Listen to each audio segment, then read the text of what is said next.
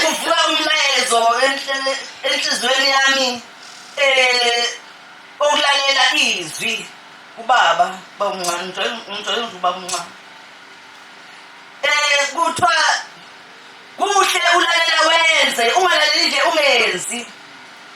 kuthiwa uma ulalela nokulalela izwi kaJehova uyabusiswa nenzalo yomzimba wakhe uyabusiswa ngubonile namhlanje ngomncane ukuthi lamazwi ayiqiniso uNkulunkulu wayewangawashonga kwamanga ngoba mangibheka isibusiso esehlela kuba umncane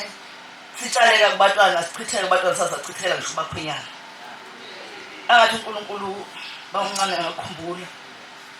khona osethinte indaba yotshwala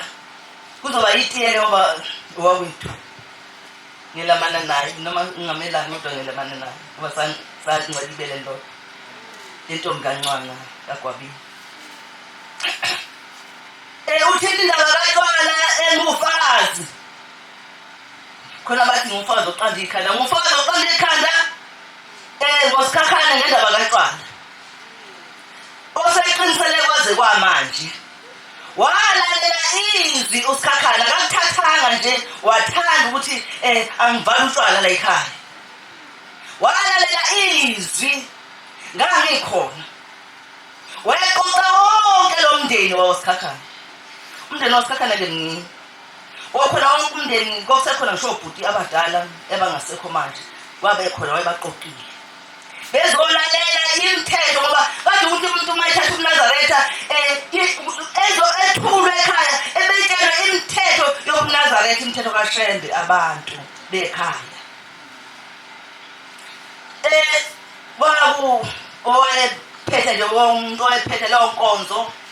owakhipha leli izwi lotshwala kwakukhona umuntu osasikhambela lapha umfundisi uNxumalo wayesamvangeli futhi ngaleso sikhathi umuzi wawusengale ezansi wayibiza leya ndumezulu yenkonzo uba uncane nje ngithe ukuthi akekho umuntu wakuleli izwi wayengekho ngoba bakusayigugu kuMnazaretha ayi njengamanje wafika bayibeka-ke laba bantwana bakaNkulunkulu le ndaba kaTshwala khona izwi nje liloke lahlala endlebeni zami owayelikhuluma umfundisi Gumede wayesengushumayeli kodwa uyena owayelawula lezi ndaba enje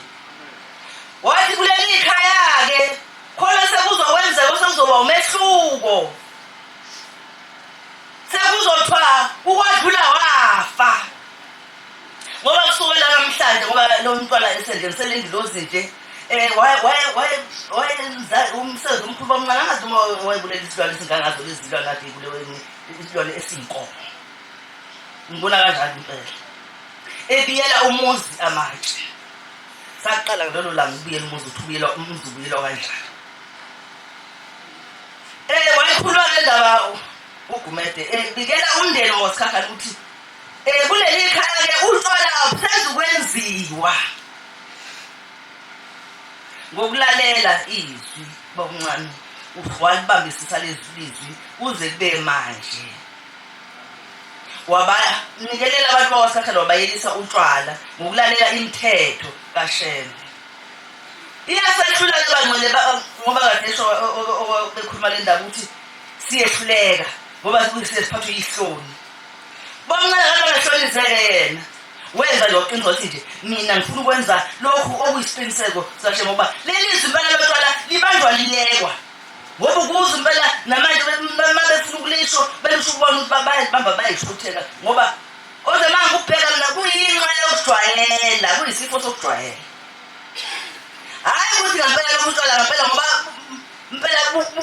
buyena uNkulunkulu wamakhaya kuyisifo sokujwayela ngoba uzokhona kufanele sibheke lobu tshwala yibona obuyiphehlelo layo yonke imizi elingelapheki buyiphehlelo elingelapheki inkosi usiza amen